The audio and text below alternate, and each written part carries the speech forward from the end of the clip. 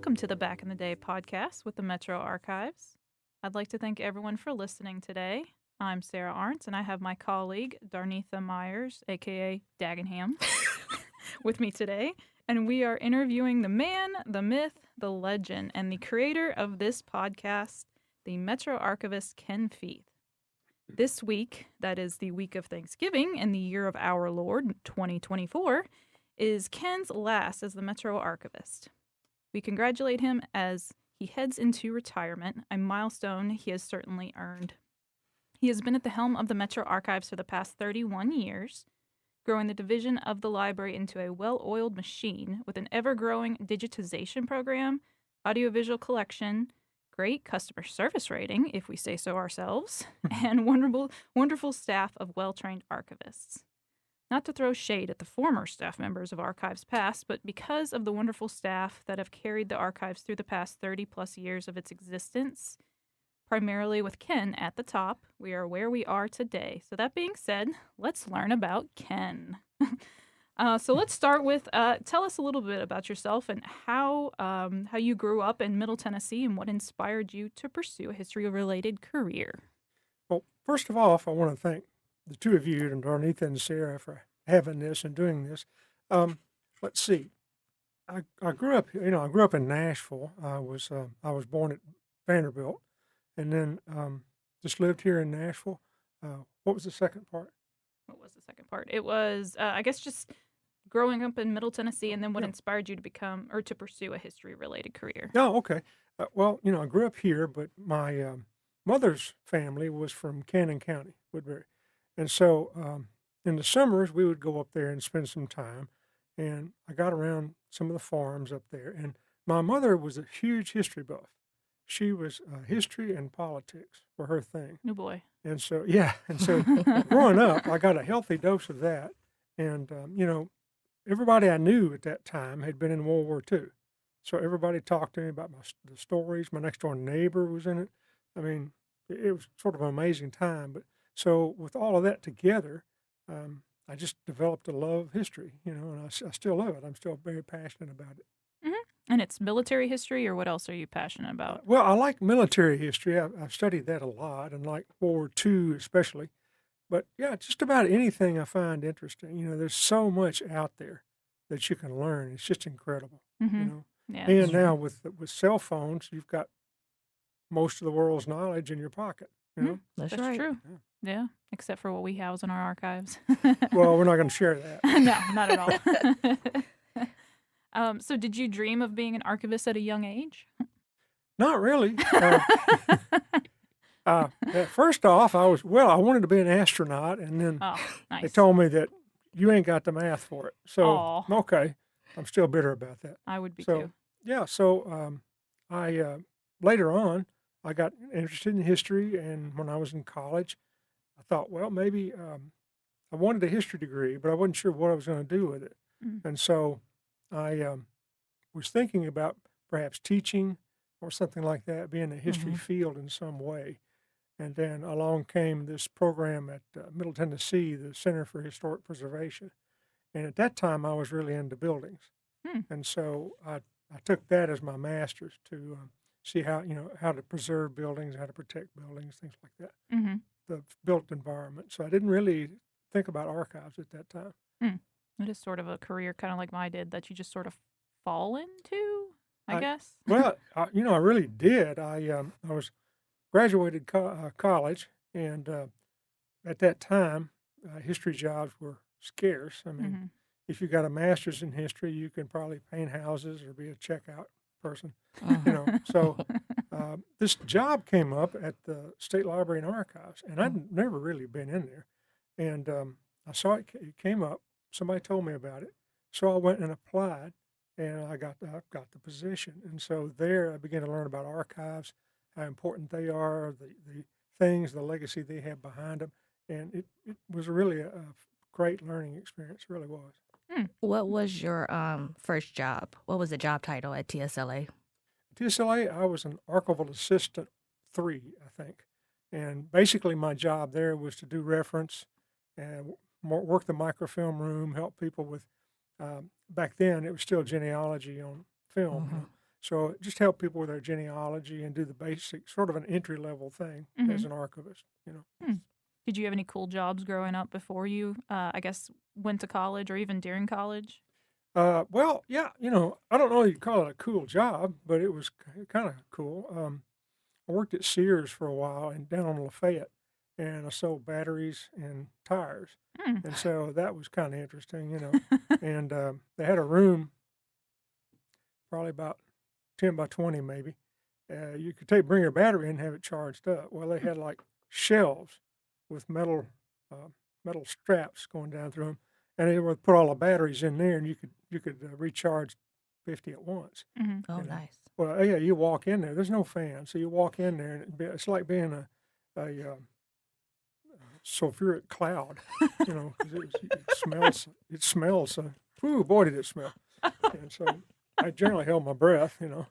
Um, You can only do that for so long. yeah, yeah, I was doing that, and I enjoyed selling the tires and be around the mechanics out there.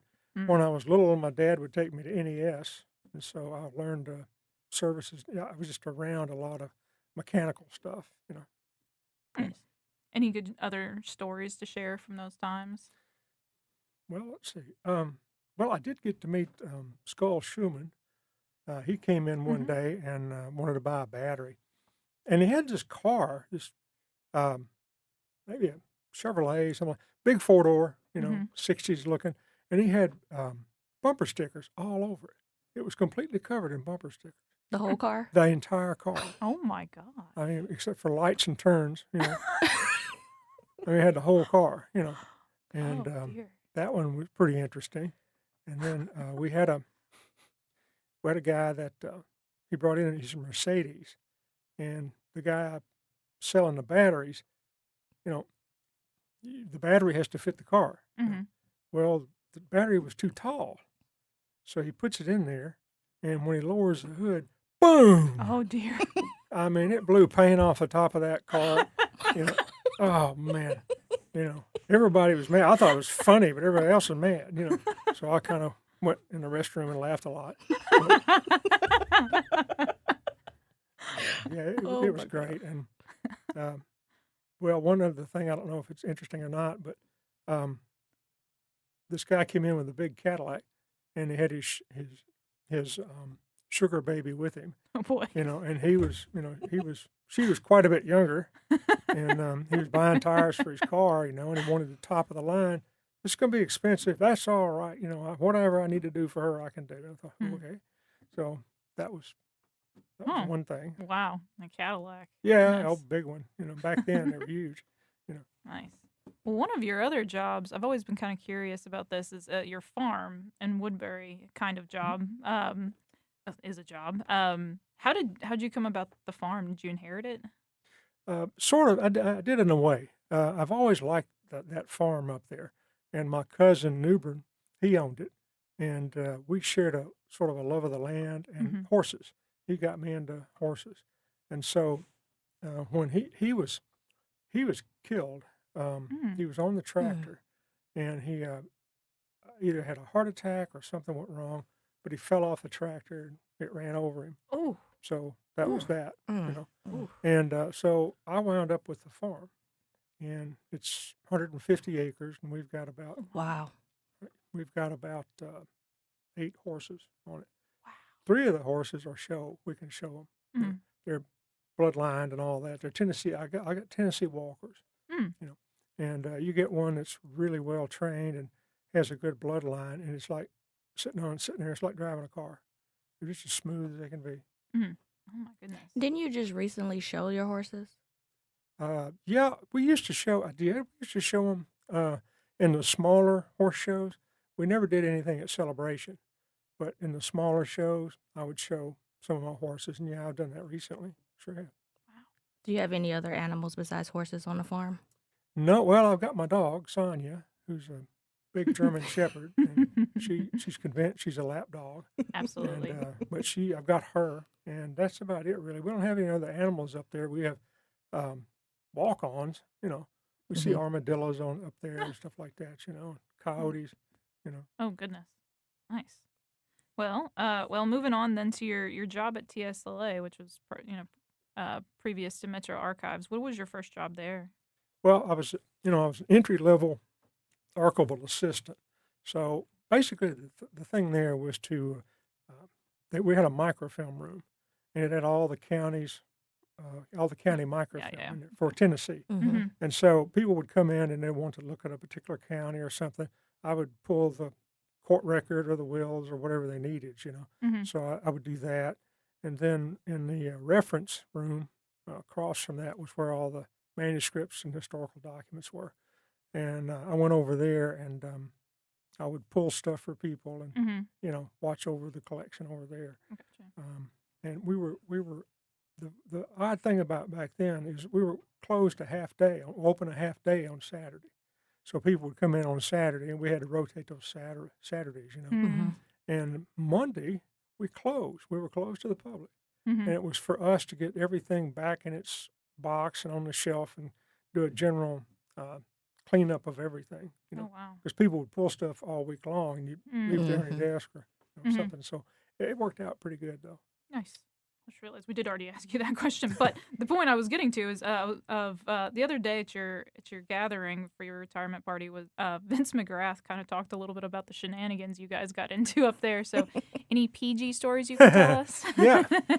Well, I'll leave out the felonies, but other than that, oh, come on. well, it's being recorded, right? Right. So yeah, Vince, Vince is a great friend. I've known him ever since I've been working, and he is a great friend, and he was up there, and Vince would enjoy stuff, but he'd keep quiet about it, so he was good to have around.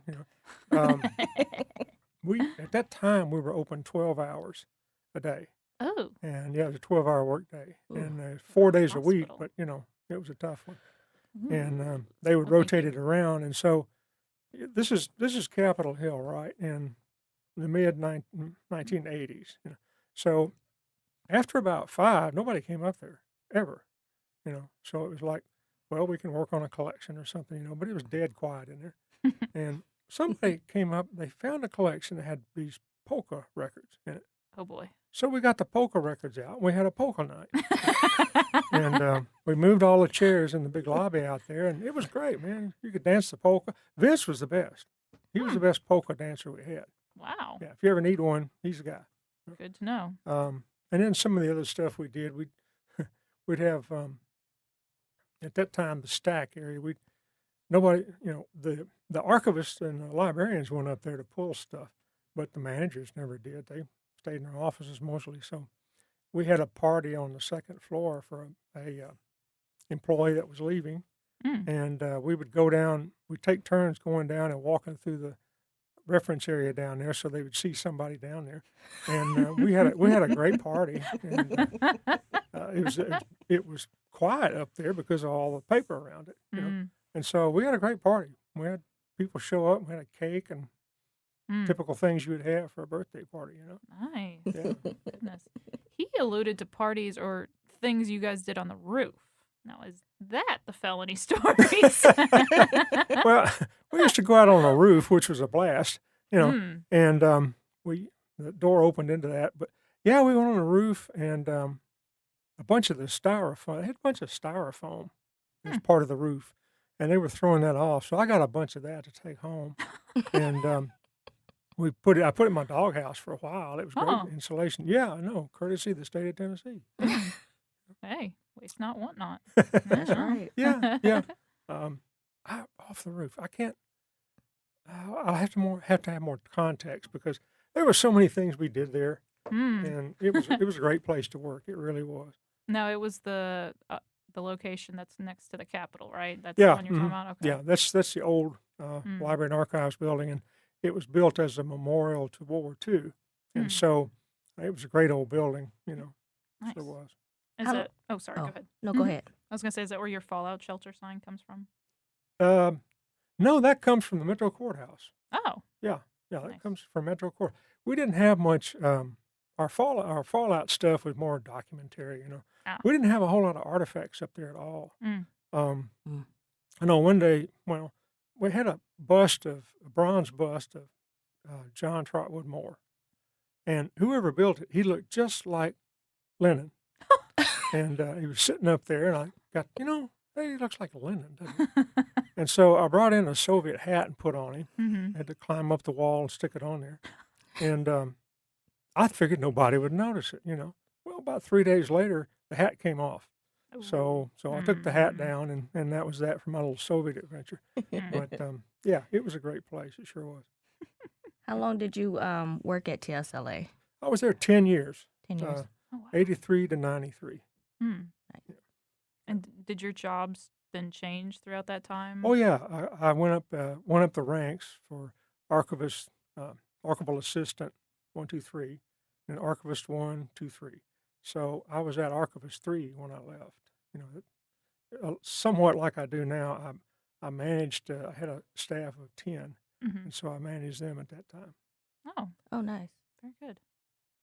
So I guess the amount of time then you've been in Nashville, Middle Tennessee, whatnot, you've seen Nashville grow as, over the years. Is there anything you miss, I guess, from the old Nashville, as people like to call it?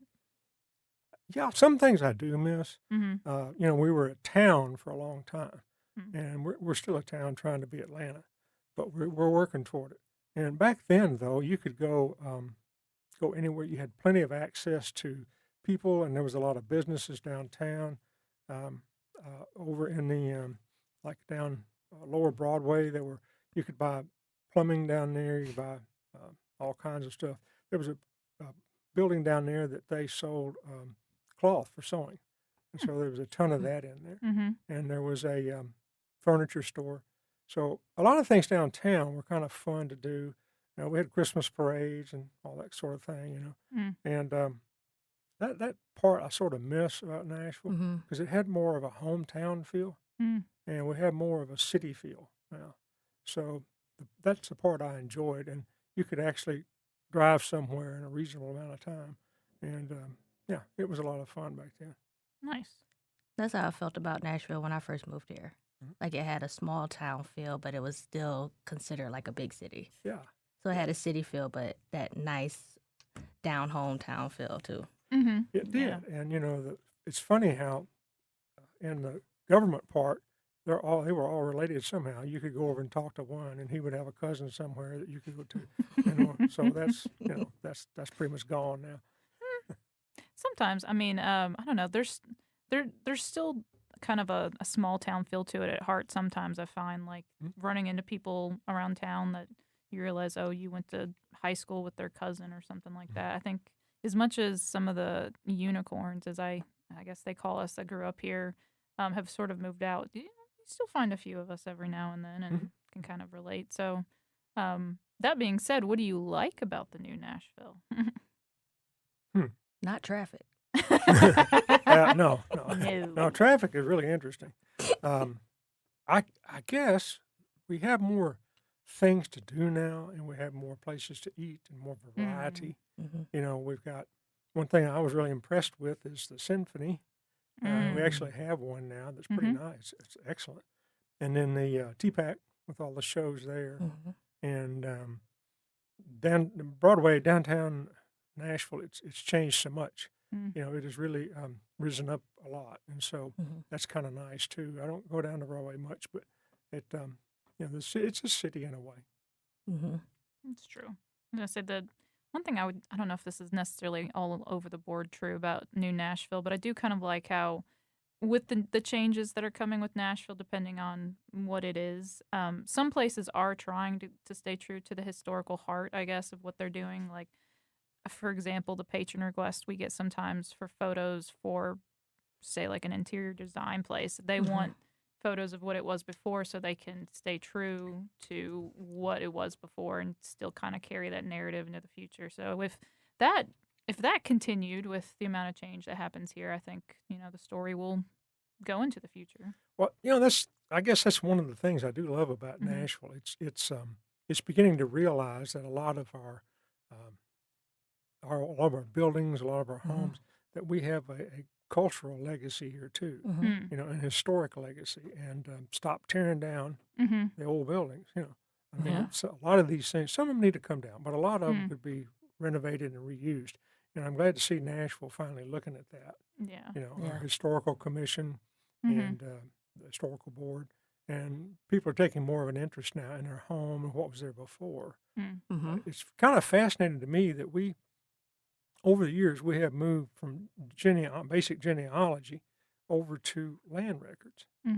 Right. And I guess all the big ones out there, Ancestry, Family Search. Mm-hmm. People are doing a lot of that now, and what we're getting is land. We Right. get a lot of land now. Yeah. I think almost seemed like that started with Drew when he was here before. That was something big that he started. So, but yeah. Yeah, he sort of started that. We have those collections back there, MDHA and several others. So he's got into what was here before as far as housing and all that. Yeah. Well, let's see. You said so. As in 1993, you applied for the Metro Archivist position, and clearly you got it because you're sitting with us today. What inspired you to apply for that position? Did you just hate your job at TSLA that much? Actually, I love that job. It was like a private club down there, Oh, nice. and I really enjoyed it. And I talked to as people would go up the chain there, and they were really good about from hiring from within if you're qualified. And so I was going up the chain. I was an Archivist 3. Well, that's the top of that. So I was looking at being a manager, of one of the services, probably technical services. That's where all our archives were. And so I went to talk to one of the directors. He was a sort of a mentor in a way. And I was talking to him about the possibilities of jobs. And he said, well, Ken, you've topped out. You'll never be a manager here. Wow. And so I thought, and he said, no, yeah, you won't be a manager here. And so I thought, well, okay. And then I found out that there was an ad. I was over at my father-in-law's, and I was looking through the newspaper of all things, and there was this tiny little ad down there about Archivist, and so I saw that, and it was with Metro, and so I came up here and applied, and the old best, at that time we were in the Ben West building, the old library, and I was in there, and talked to them, and I got the job, and apparently, I don't know, they said there were other candidates, but I guess I made an impression because they hired me, I don't know. Absolutely, you did. So when you came on board, the Metro Archives was just the one building, correct? Yeah, it's just one building. We were in over on Elm Hill Pike. They had renovated the old Mount Zeno school for the police department juvenile. Well, it moved, and so they gave the building to archives. So I wasn't present for it, but all the archives material they had over at the Stallman building, they brought it to Metro Archives, and it opened in 1986. And basically, then it had the overflow from various departments and agencies within Metro, but we needed to build that up. It's not storage. It's archives, and so I had to work on that some. But that's where we were. That's where we started in that building. And later on, the Metro clerk built the building next to us. It's more like a warehouse building, and for their storage. And the record center was there for a while.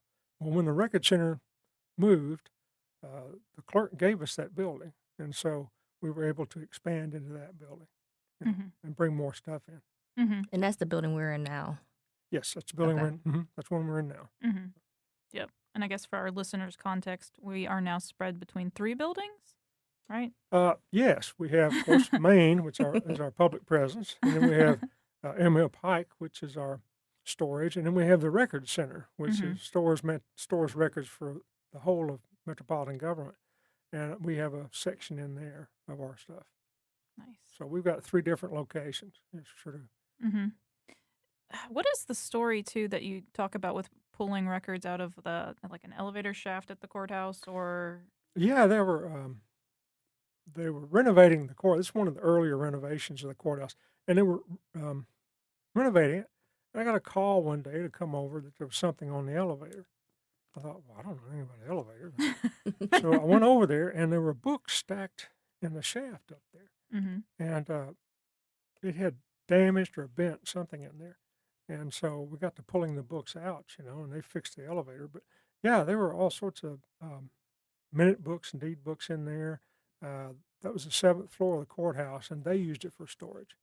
And so in the process of renovating all of that, I got to look at the courthouse and take what we wanted for archives. And I got really excited because it was a jail. So there was a jail cell there completely full of poll tax books.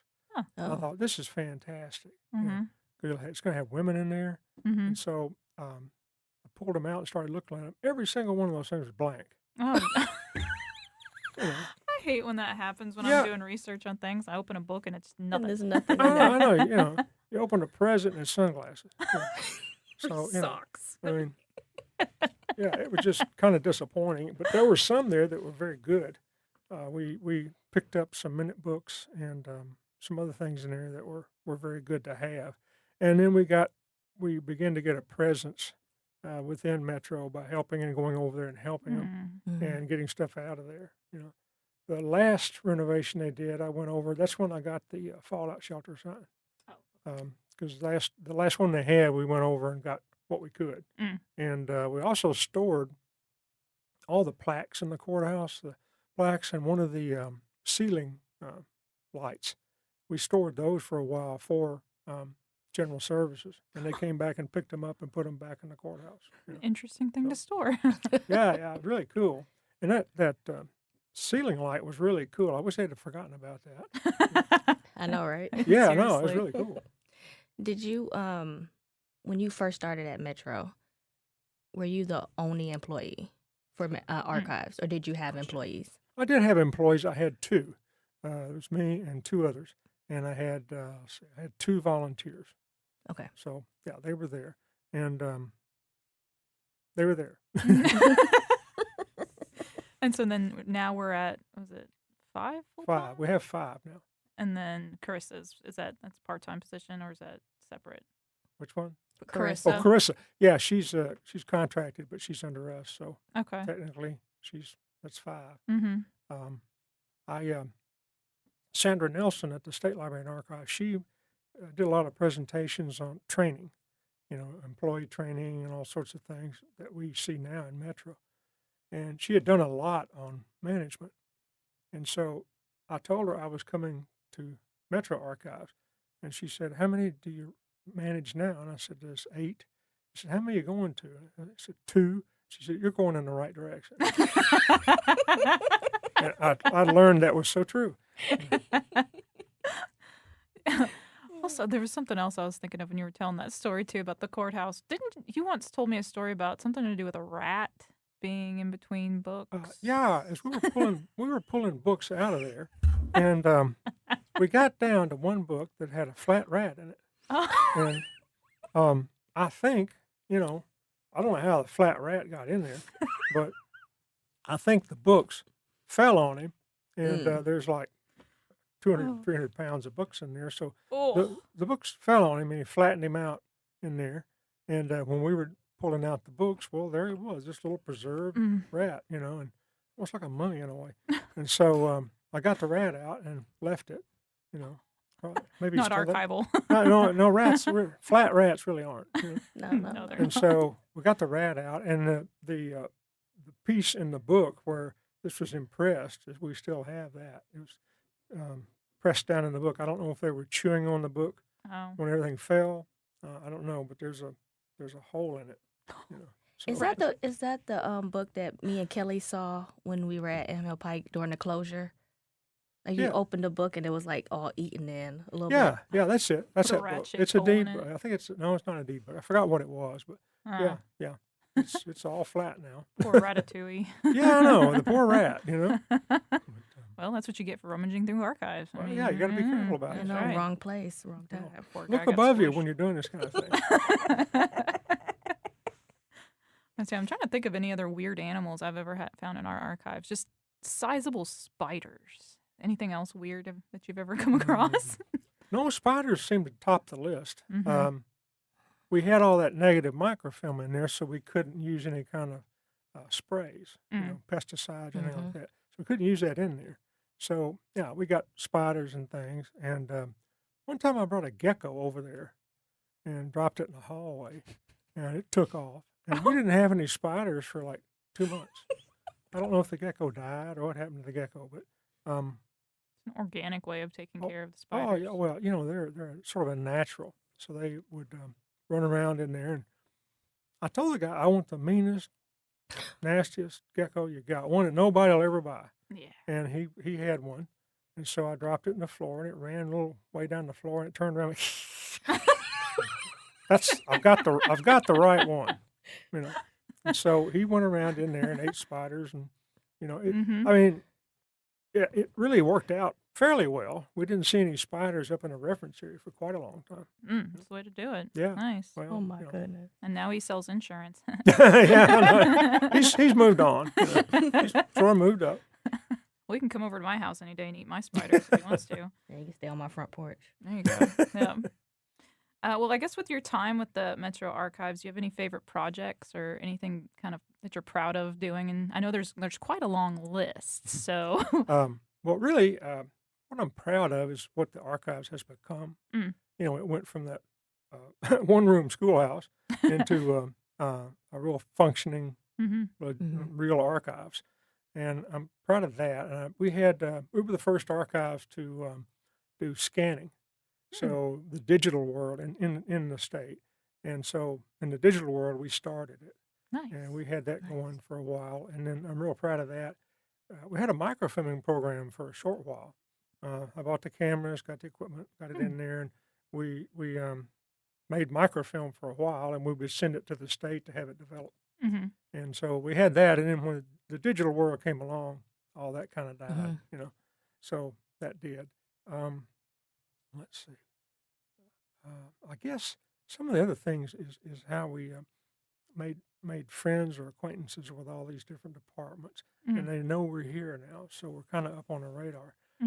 Before, it was nothing to do with that. So it was. I'm glad that it got started and moved up the way it did. And I guess, yeah, Nice. that's it.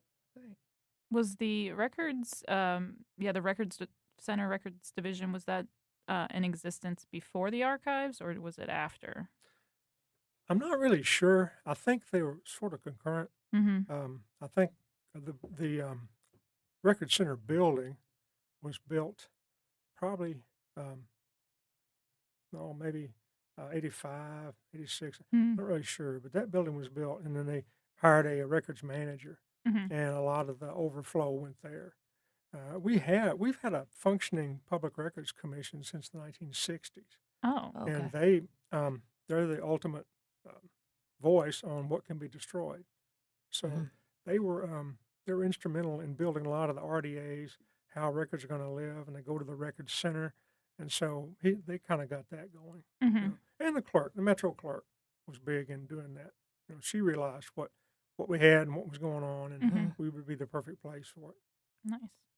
nice. Were you the Metro Archivist when the mayor, that I won't say his name, was looking at closing the archives, or was that before your time? That was before me, but I always worried about it. That was always in the back of my mind later on, Yeah. that the Metro attorney at that time had decided that archives wasn't relevant to the program, and we were just going to be abolished.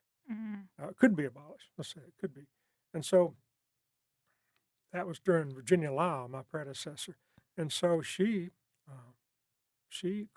called some of the clerks and said, they're thinking about abolishing this. All your records are going to have to come back. And they were like, what? And so No.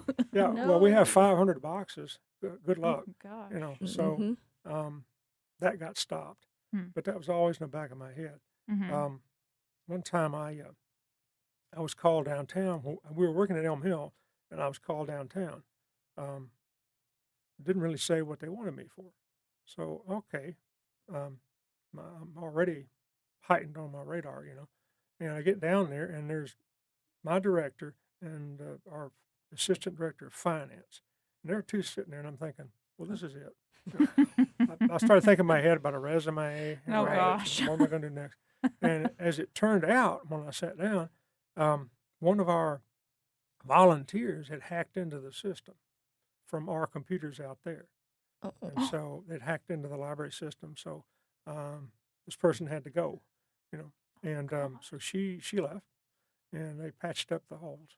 And so, but it was the strangest meeting because I thought surely, oh well, I can sack groceries, and so, but it turned out, and as it went, I told the library director later on. I told her how concerned I was about that, and she said this administration will never get rid of an archives. Mm, So that made me feel a lot better. mhm. yeah, definitely. Yeah. So, um, no. Goodness. What in the world would she be hacking into in the Right. like we're public record. Well, I think she was at that time. I think she had hacked into our like library cards and stuff like that. She had hacked into the okay. other systems besides our book thing, our book Okay. system, Wow. and she'd hacked into all of that. And Hmm. different little person, and so she had to go. So Wow. she was Wow. terminated. Yeah. Yikes. Okay then. That's crazy. Well, do you have any other good stories you can share? I know one of my favorites that I shared the other day at the party is when I interviewed for this program coordinator position. It was a Zoom interview. It was you and Luke, and I forget who else was on it. But somehow or another, you had enabled the fake eyebrows, Yeah. and they were every time you moved your head, they would sit there and dance. And I was just like, "What is happening?" But it was good because I was, even though I shouldn't have been, I was a little nervous. So it was like I was just staring at the eyebrows, being like, "Should I tell him?" No, I'm not going to tell him. Well, I wondered when we asked you questions, you had an odd reaction on your face. But, yeah, we and I hold that against the other two managers for not telling me He this. should have told you. I Yes. mean, they let me ride through the whole interview with my eyebrows dancing. So, and I've learned how to turn that off, by the way. Oh, good. I mean, Oh, I yeah. think it's hilarious. It'd be better you could be a cat like that one guy. Well, yeah, I know, right? like his cat. Yeah, I know. Which would be kind of cool, If you don't want them, you could probably do that. Really throw them off. It would be great. Yeah. Mhm. Yeah. But any other? I mean, it's 30 years. You got any other good stories you can share? Yeah, when we were we moved to Green Hills. Mm-hmm. So we had Green Hills and Elm Hill Pike. So our public presence was in Green Hills. And we were there, and one time there was a Mazda RX-7 sitting out there. And that thing was totaled. I mean, the whole front of that car was torn up. And so my wife had an XR7. I'm thinking, wonder if he'd want to sell that for scrap. And I could do stuff to my wife's car, Mm-hmm. So I had a friend of mine find his address, and I called him and I said, "Hey, this car out here that's totaled. I was thinking if you had an idea on a salvage price that we could talk about it." And there was this long pause. He goes, "My car?" I said, "Yeah, it's your car." "It's my car." I said, "Yeah, it's your car." And apparently his girlfriend had been driving it, and she had this accident, and she didn't tell him. Oh, he didn't know. He didn't know. Oh. He didn't know. And the conversation kind of went downhill, but yeah, he was he was not happy when we hung up the phone. He was a different person. At the end of it, you're like, so you want to sell it? Yeah. Are you ready to sell it? Be like, let's circle back around. Yeah. And we had a guy call us one day from I think it was a phone booth because I hear traffic in the back. But he called, and yes, it's the archives. Well, I need to know if I'm still wanted. You stay right there, and I'll look. Oh my God. We had a guy come in that he was using the public computers, and he came over to the desk and said that the Chinese were watching it. Oh boy. I said, "No." He said, "Need to turn that off." He said, "I don't know how to do that. It'd be our IT people could come and help you and see if there is anything on the computer that is dangerous." And so he said, "Well, I'm going to talk to them personally." I said, "Okay." So who is the head of it? And I said, "Why men?" And he had this weird look on his face. "Well, who's the second in command?" I said, "Chin Lee." And he got mad and left. So I don't know why. Jeez. The Chinese were watching his computer. Oh boy. Yeah, they are. My goodness. Well, what are your favorite items in our collection? Mm-hmm. That's hard to say because we've Yeah. got so much. The manuscripts, I like them for the Mhm. personal thing they can give to the city and how you can understand that. Mm-hmm. And then some of the documents, I like, if you give a presentation, I kind of like to have some things in there that's funny. Mm. And, Right. history is not dull. It can be funny without the intent to be funny. And Right. that's what I find Right. funny. Yeah. And so I like, there's a letter in there about a man buying a horse down in Franklin and bought a saddle, bought a saddle. And there's a letter back to the seller that says, I was intoxicated beyond measure. And I'm not sure if I bought the saddle or not, but if I bought the saddle, I need to give it back because, I don't have a horse. And so that was great. That was great. And I don't know if he ever got his money back or not. I don't know. That But, is good. That's a good one. That's a good one. And then, of course, the World War II correspondence. I like that. Mm-hmm. And then one of my favorites is that tavern license. Mm. It was one of the first taverns in Nashville. And you go read it down. It's a government form, right? And in the middle of it, it says that you're not allowed to serve serve alcohol. Let's see what it things say. You're not to allow people to drink any more than is necessary on Sunday. Oh my Well, gosh. I have had some really necessary days. I was gonna say, who defines necessary? Yeah. Yeah. Well, yeah. It's permissive legislation. Yeah. Oh my goodness. Oh my goodness. What's your favorite artifact? Because we do have quite a few artifacts. We do have some artifacts. I guess there's a wall clock up there. Mm-hmm. It's got Harold Shire. He was a jeweler here, and there was a thing in the floor or the entrance to his shop. If Harold says it's so, it's so. He put it into the tile. Mm-hmm. So that was pretty cool, and I like that a lot. We had it hanging on the wall for a while, and people would come in and reminisce about the jewelry store. Oh, So nice. that was pretty cool. So I like that.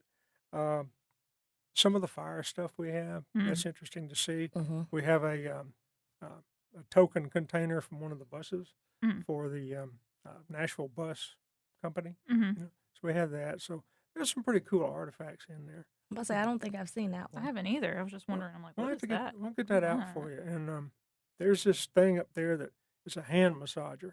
Oh yeah. And it's built in the 50s, so the thing on top of it is like 10 pounds. And you put it on and plug it into the wall, and it massages your hand, which, well, that's why it's here. It didn't work. Oh, So, I say, I yeah. think I've played around with that thing before. I'm like, how much radiation is in this thing? I'm like, well, I know, you do terrifying. wonder sometimes. I mean, you have to be careful. Some of the stuff we uncover in collections, you have to wonder about what era is this from? Right. What's living on it? Yeah, well, we when they closed General Hospital, we were allowed to go over and get whatever we needed for the archives. So I got some furniture out of there and stuff that we need, a table, things like that. Mm-hmm.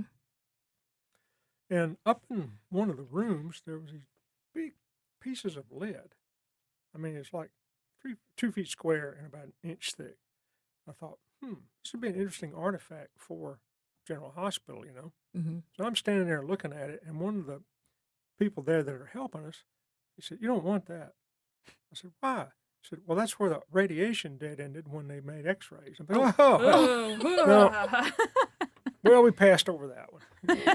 No, Rightfully thank so. you. Didn't we used to have an incubator from General Hospital that? Yeah, we sure did. It was. I went through there and I found one of the old baby incubators, Mm-hmm. and it was a big box. It Mhm. had a glass in the top of it, and all these controls to adjust it. And it was for I Mhm. guess preemies, something Mhm. like that. But that was a cool artifact. Mm-hmm. Yeah. I also like the Latvian booze up there, the mayoral gift. Yeah, I hadn't figured that one out yet, Mm-mm. and apparently Mayor Bredesen just let it go. Why? But yeah, it's got an interesting story to it. But I don't think I didn't even know if you could find it here. I don't, and I haven't looked. I'm kind of curious. Like I'm like, what would it taste like? It's either gonna be good or, ooh, I it's a know. day of necessity. Well, that's the thing right there. What Mhm. would be the flavor, the taste, and stuff like Mm-hmm. that. So, Yeah. Yeah. If I ever find out, I'll let you know. please, Mhm. yeah, that'd be kind of cool. One of my other favorite artifacts that lives outside your desk or your office is the criminal division sign. Oh, Sometimes people come in that get confused by the fallout shelter sign. Yes, 'cause they they're do. like, is this a fallout shelter? Like, well, the third floor is surrounded by glass. No. But criminal division. I think I had a patron one time that saw that and got a little terrified. Like, what is that? Do you have any warrants out on you? Yeah, right, exactly. You know? Yes. It's the fun part about our group. I like how sometimes we'll turn a lot of our artifacts and whatnot into a nice joke or whatever. Yeah, I could- we have a great team. And I Mhm. like to bring stuff in. Sometimes it's kind of funny. And Mm-hmm. they were renovating the courthouse, and a sign was laying there. I thought, this would be kind of cool. So I went Mhm. over there and, well, what am I going to do with it? So I set it on the ledge in front of the office there, So Mm-hmm. yeah, Yeah. that and the fallout shelter sign. Love that Which sign. is That's a cool that's the best artifact. one. That's It the is. best one. That's a good I one. do. I can't help but laugh every time people ask that question. It's like, Is that it's a fallout? fair. You're like, Uh, no. no. My boss just has a really funny sense of humor. That's all. Right. Yeah. Well, with all that said, what do you want your legacy to be?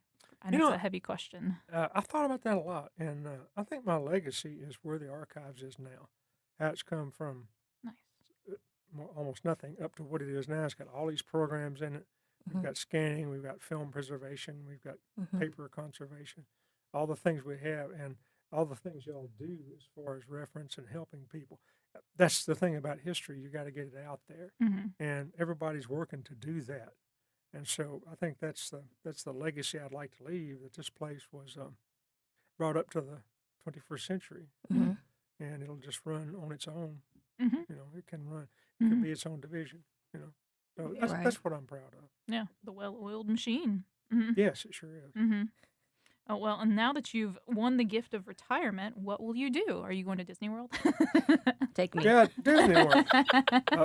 Well, my granddaughter, I will probably be in tow if we go to Disney World. Nice. And since Katie is expecting again, Mm-hmm. we'll probably have another trip to Disney World. Yes.